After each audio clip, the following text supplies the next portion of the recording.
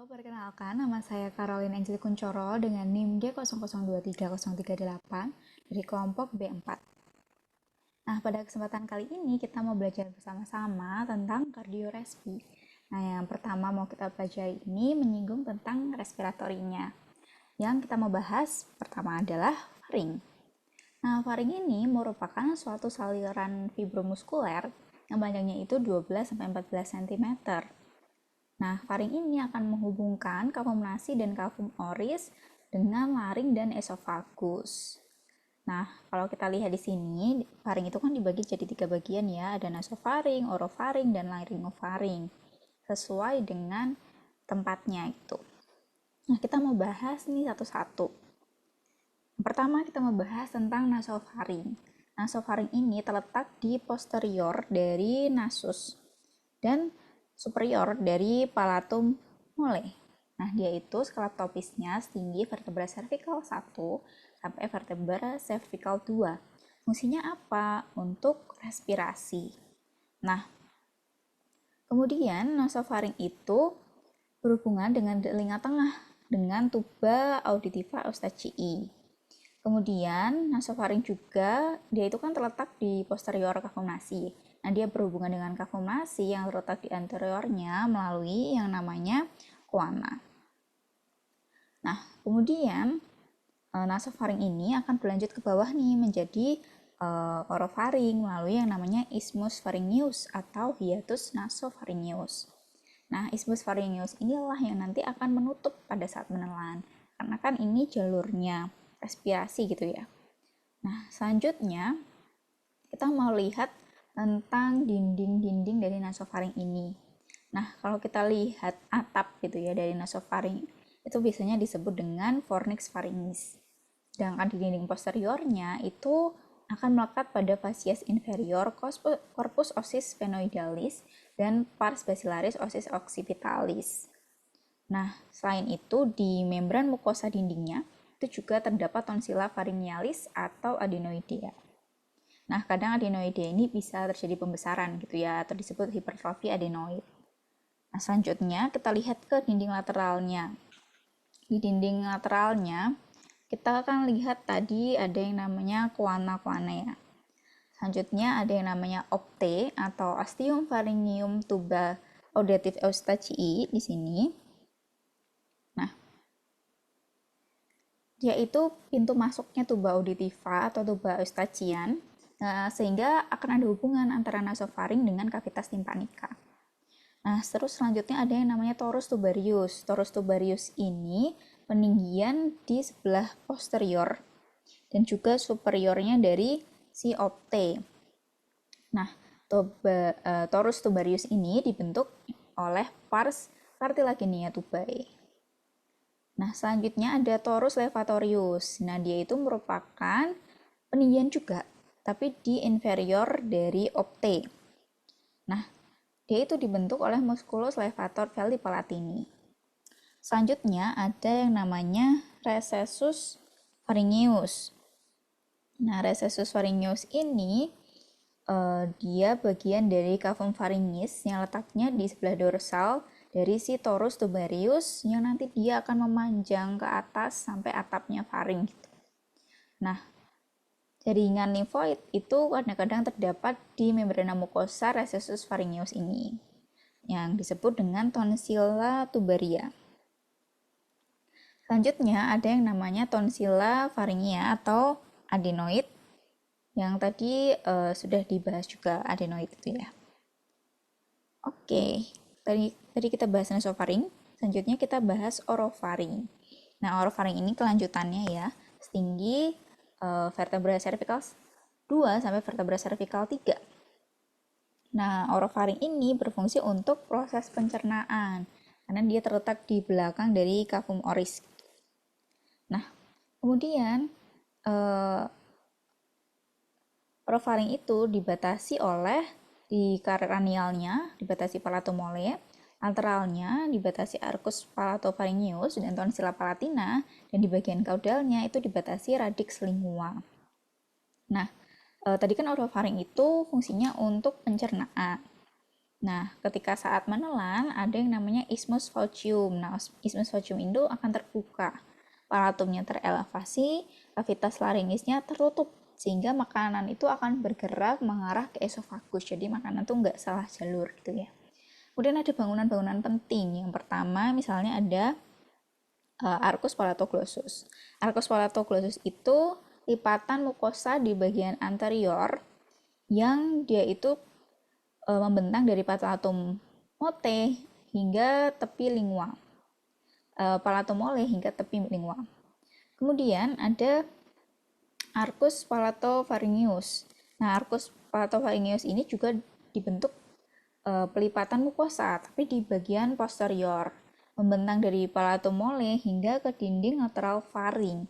Nah, dua-duanya tadi itu merupakan desakan dari musculus palatoglossus. Terus juga ada fossa tonsillaris. Nah, fossa tonsillaris ini itu untuk tempat gitu ya dari tonsilla palatina karena dia berbentuk cekungan. Kemudian tonsilla palatina itu merupakan sepasang jaringan limfoid yang dia dilapisi membrana mukosa. Selanjutnya tambahan ada membrana glossoepiglotica. Nah, dia itu menghubungkan antara radix lingua dan juga epiglotis. Dia punya penebalan yang medial itu disebut plica glossoepiglotica mediana, sedangkan yang lateral disebut plica glossoepiglotica laterale. Nah, di antara dua penebalan itu ada cekungan nih. Cekungan ini biasanya tempat berakhirnya benda asing yang tertelan, lebih khususnya itu benda tumpul. Nah, ini kan benda tumpul. Nah, di selanjutnya kita akan lihat benda tajam mengarah kemana. Oke, di laryngofaring. Laryngofaring ini dia terletak skraptopisnya vertebra cervical 3 sampai vertebra cervical 5. Dan dia itu terletak di posterior laring. Kemudian dia itu punya bangunan penting seperti fossa piriformis dan adytus laryngis. Nah, fossa piriformis itu merupakan letaknya itu ada di kanan kiri dari laryngofaring. Fungsinya untuk menampung benda tajam yang tertelan. Nah, selanjutnya ada adytus laryngis. Adytus laryngis sesuai namanya dia itu pintu masuk menuju laring, terletak di anterior dari pharyngofaring. Oke, kita udah bahas ketiga dari struktur faring itu ya. Selanjutnya kita mau singgung tentang kardionya. Kita mau bahas tentang jantung. Di sini kita mau bahas dari struktur eksternalnya terlebih dahulu. Nah, kalau kita lihat suatu bangunan pasti ada apex, ada basisnya. Nah, pertama kita membahas apexnya dulu, apex cordis. Nah, apex cordis ini dibentuk oleh ventriculus sinister. Dia itu setinggi spasium intercostale 5 di kiri atau 8-9 cm dari linea mediosternalis. Kalau pada orang hidup itu kan teraba ya, namanya ictus cordis. Kemudian ada juga basisnya. Basisnya ini dibentuk atrium sinistrum.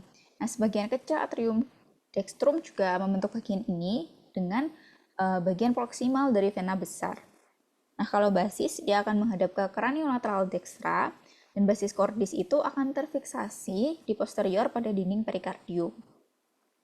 Nah, kita udah bahas apex, basis, kita akan lihat fasiesnya. Nah, fasiesnya itu dia terdiri atas 4. Pertama kita bahas fasies sternocostal atau anteriornya.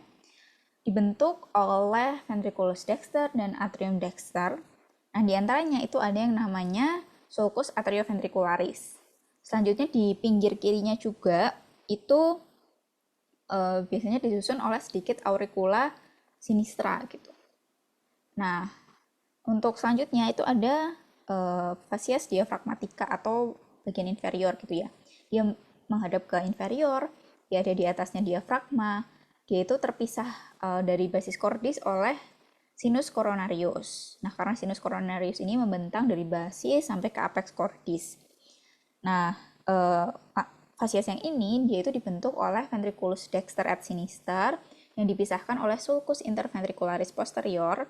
Nah, kemudian dia itu bersandar pada centrum tendineum diafragmatica. Selanjutnya ada fasies pulmonalis nih. Nah, fasies pulmonalis kanan dan kiri. Nah, vasies pulmonalis yang dekstra, dia pastinya menghadap ke pulmodekstra. Dia lebar, kemudian cembung, terdiri atas atrium dextrum. Sedangkan vasies pulmonalis yang kiri, dia itu kan menghadap pulmo sinister, lebar dan cembung, terdiri dari ventriculus sinister dan sebagian atrium sinistrum. Oke, tadi kita bahas struktur eksternanya. Sekarang kita bahas struktur internanya nih. Nah, kalau kita lihat lapisan dinding jantung itu kan ada 3. Bagian luarnya epikardium, bagian tengahnya miokardium, bagian dalamnya endokardium. Nah, epikardium ini lamina visceralis perikardium serosum. Dia itu ada lapisan lemaknya, ada saraf dan pembuluh darah yang juga akan berjalan di lapisan ini. Sedangkan di miokardium, dia itu kan otot ya. Dia terdiri atas kardiomyosit. Kalau di ventrikel kiri, dia akan lebih tebal dibanding ventrikel kanan. Kenapa? Karena fungsi dari ventrikel kiri yang memompa tekanan tinggi darah ke seluruh tubuh. Sedangkan endokardium, dia lapisan yang tipis. Dia terdiri dari endotelium dan jaringan ikat padat. Nah, selanjutnya kita mau lihat karena interna, kita tahu kalau jantung itu terdiri dari 4 ruangan. Kita mau bahas satu-satu. Yang pertama, atrium dextrum. Nah, kalau kita lihat di sini ada bagian halus, ada bagian kasar. Nah, yang halus itu namanya sinus venarum cavarum, dan yang kecil, bagian kecil yang kasar ini disebut auricula dextra, yang dibentuk dari namanya musculus pectinati. Nah, kedua ruangan itu akan dipisahkan oleh crista terminalis, dan pada bagian luarnya itu ada yang namanya sulcus terminalis. Nah, kemudian atrium dextrum dan atrium sinistrum itu pasti dipisahkan oleh yang namanya sekat. Nah, namanya itu sekatnya septum interatrial. Nah, ketika masa fetus kan ada yang namanya foramen ovale. Nah, pada saat dewasa itu akan obliterasi yang namanya menjadi fossa ovalis. Nah, kemudian sisa dari fetal septum primum dengan pinggirnya itu ada limbus fossa ovalis, sisa dari septum secundum. Ini. Terus ada atrium dextrum, itu akan dihubungkan dengan ventriculus dextrum melalui ostium atrioventriculare dextra. Dan dia itu dibatasi oleh valva atrioventricularis dextra dan atau kita sebut dengan valva tricuspidalis gitu. Nah, valva tricuspidalis sesuai namanya tri, itu ada 3 valvula atau cuspis, yaitu anterior, posterior, dan juga septal. Kita bisa lihat di sini. Nah, selanjutnya atrium dextrum itu akan dimulai oleh beberapa hal gitu. Yang pertama ada vena cava superior, kemudian ada vena cava inferior, ada sinus coronarius, juga ada vena cordis minimi. Oke, lanjut kita bahas ventriculusnya, ventriculus dextrum. Nah, ventriculus dextrum dia itu terdiri atas satu ruangan yang dia itu full kasar, tersusun atas rigi-rigi. Kita bisa lihat ini, namanya trabecula carnae. Trabecula carnae itu punya 3 jenis. Yang pertama ada musculi papillaris. Dia itu melekat ke dinding ventrikel melalui basisnya. Nah, ada bagian puncaknya itu dihubungkan oleh chorda tendinae ke cuspis valva tricuspidalis. Selanjutnya ada trabecula septomarginalis atau kita sebut sebagai moderator band. Dia itu yang menyilang rongga ventrikel dari septum ke dinding anterior, dan di dinding anterior dia itu hanya terdapat di ventrikel kanan. Nah, selanjutnya ada rigi-rigi juga di dalamnya yang menonjol. Nah, kemudian atrium dextrum itu dia kan sebuah ruangan yang pasti dipisahkan oleh ventriculus. Dipisahkan dengan ventriculus sinister. Nah, dipisahkannya oleh septum interventriculare. Dan juga dia akan berhubungan dengan truncus pulmonalis melalui ostium trunci pulmonalis yang dibatasi valva trunci pulmonalis. Lalu, kemudian valva trunci pulmonalis ini terdiri atas 3 valvula. Disebut dengan semilunar karena bentuknya. karena bentuknya mirip bulan sabit gitu. Nah, ada anterior, ada dexter, ada sinister. Nah, selanjutnya valvula sinisternya dia itu terletak di bagian posterior. Kemudian valvula anteriornya dan dextranya justru terletak di anterior. Kemudian juga ada bagian ruangan yang akan mendekati ostium semilunare, dia itu makin berbentuk corong gitu ya, disebut infundibulum atau conus anteriosus. Nah, selanjutnya di sini kan kita bisa lihat muskuli papilaris ya. Muskuli papilaris ini dia itu akan berkontraksi sebelum ventricle berkontraksi, sehingga korda tendinae itu akan menegang dan menarik kedua cuspis secara bersamaan sehingga cuspisnya tertutup. Nah, korda tendinae membantu proses ini dengan menghubungkan dua cuspis yang bersekatan. Nah, ini mencegah untuk mereka itu nggak berpisah gitu saat menutup. Kemudian, cuspis itulah yang menghalangi terjadinya regurgitas aliran darah dari ventricle dexter ke atrium dexter. Ya, 3 musculus papilaris itu musculus papilaris anterior, posterior, dan juga septalis. Oke, selanjutnya kita membahas tentang atrium sinistrum. Nah, atrium sinistrum itu terdiri dari ruang utamanya, sinus venarum cavarum, kayak atrium dextrum tadi, dan juga ada yang kasar nih, auricula sinistra. Dia itu akan dimuarai 4 buah vena, yaitu 2 buah vena pulmonalis dextra, 1 buah vena pulmonalis sinistra superior, dan 1 buah vena pulmonalis sinistra inferior. Nah, kemudian atrium sinister itu berhubungan dengan ventriculus sinister melalui ostium atrioventricularis sinistrum yang dilengkapi oleh katup. Katupnya namanya katup mitralis atau bicuspidalis. Nah, valva dari mitralis itu dia ada 2, yaitu cuspis anterior dan juga cuspis posterior. Kemudian masing-masing cuspis pasti kan dihubungkan dengan musculus papilaris oleh korda tendinae juga. Nah, pada bagian septum interatrial juga tampak adanya fossa ovalis. Selanjutnya, kita bahas bagian ventriculus yang sinistrum. Nah, ventriculus yang sinistrum itu, dia itu pembentuk si apex cordis.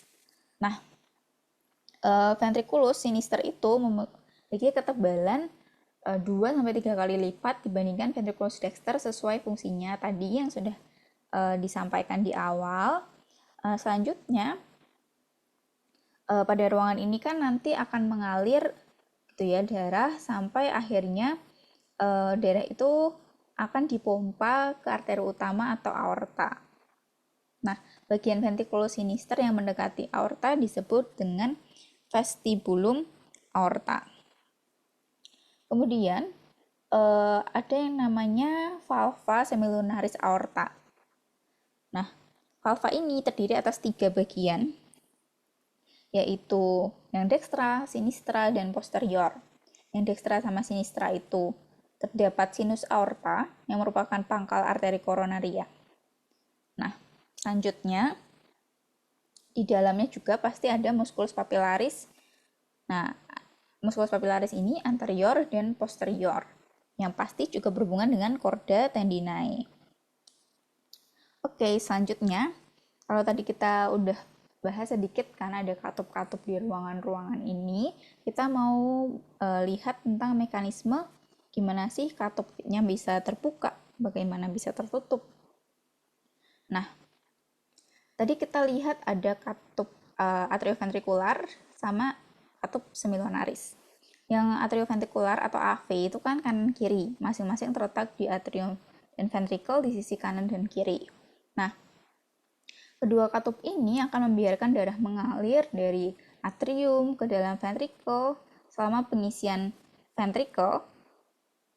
Nah, ketika tekanan atrium pas pengisian ventricle ini kan tekanan atrium lebih tekanan ventricle. Tapi katup ini tuh mencegah aliran darah balik dari ventrikel ke dalam atrium selama pengosongan ventrikel. Nah, pengosongan ventrikel ini terjadi ketika tekanan ventrikel jauh melebihi tekanan atrium. Nah, kalau misalnya tekanan ventrikel ini nggak maksa katup AV menutup sewaktu gitu, maka banyak darah yang akan secara nggak efisien itu ngalir balik ke dalam atrium dan vena. Jadi malah bukan dipompa ke arteri gitu. Nah, makanya katup ini kerja. Kemudian katup AV yang kanan itu kan disebut tricuspid.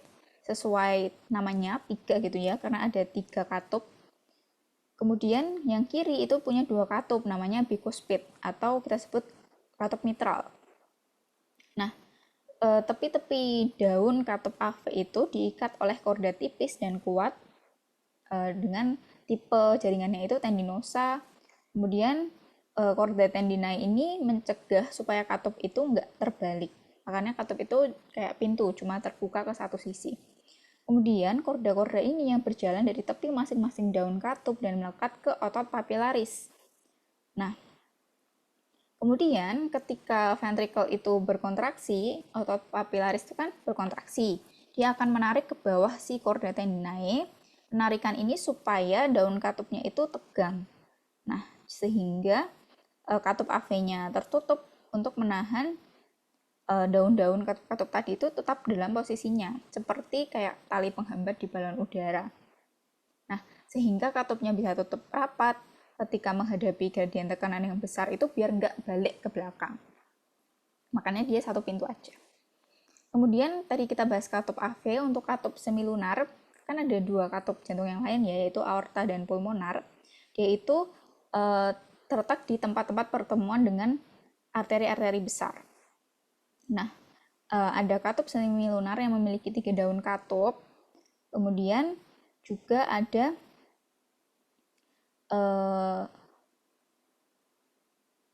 yang enggak gitu.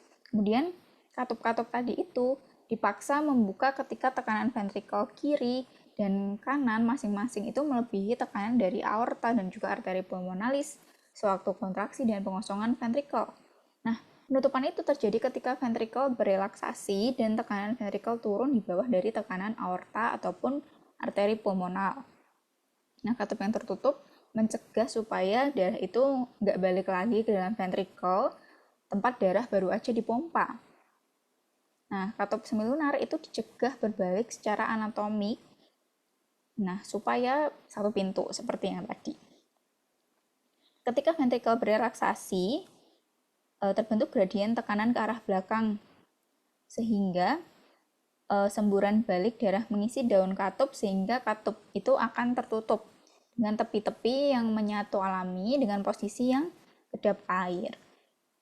Nah, itu kan tadi katup AV dan semilunar. Tapi tidak terdapat katup antara atrium dan vena kan. Nah, meskipun nggak terdapat katup, aliran balik darah dari atrium ke dalam vena itu bukan masalah signifikan. Kenapa? Karena tekanan atrium itu jauh lebih besar, lebih tinggi daripada tekanan vena, dan habis itu tempat vena cava yang masuk itu juga mempengaruhi gitu.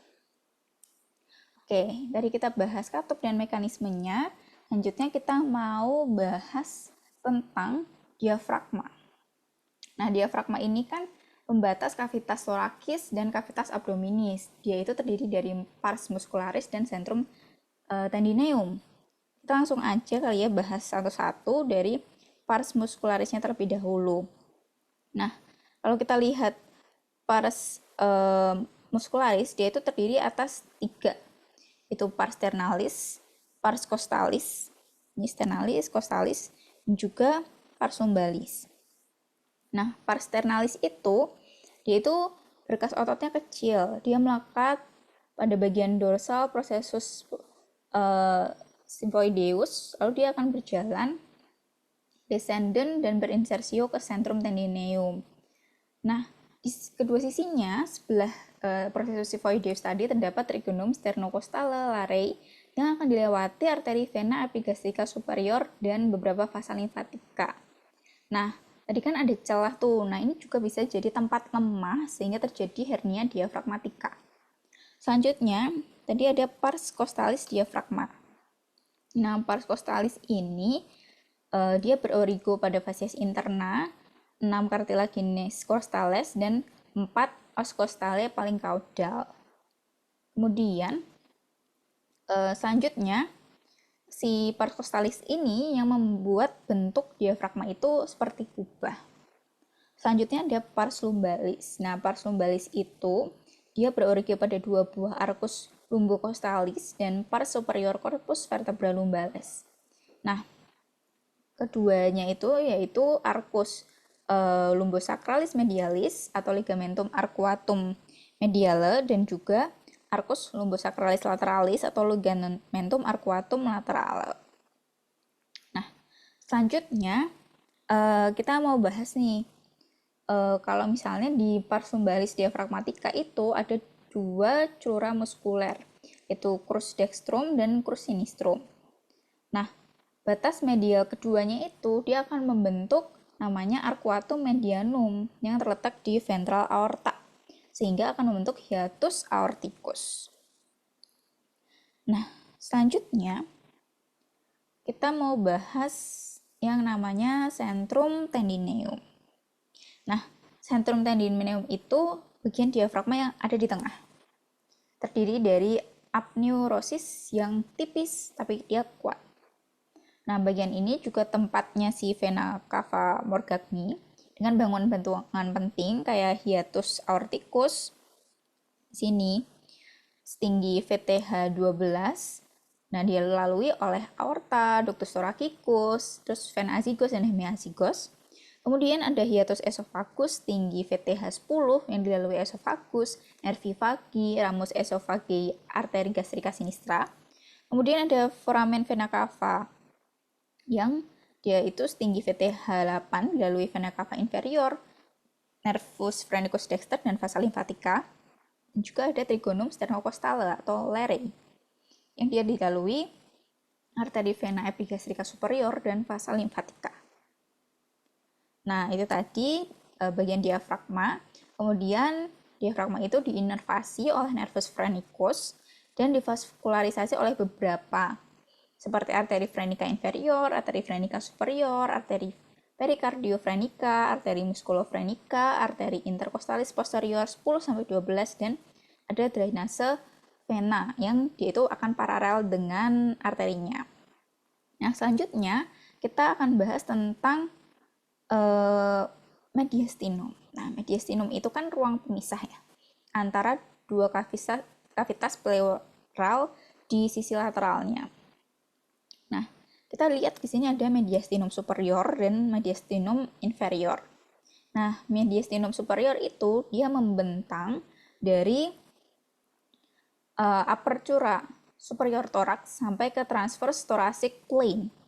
Nah, termasuk angulus sternalis dan dia itu berada di antara VTH 4 atau 5. Batasnya di superiornya itu ada bidang serong yang melintas dari incisura jugularis ke atas dan di sebelah posterior dari batas superior dari VTH 1. Nah, selanjutnya itu di inferiornya itu ada discus intervertebralis di antara vertebra torakal 4-5 dan di lateralnya ada pars mediastinalis pleura parietalis.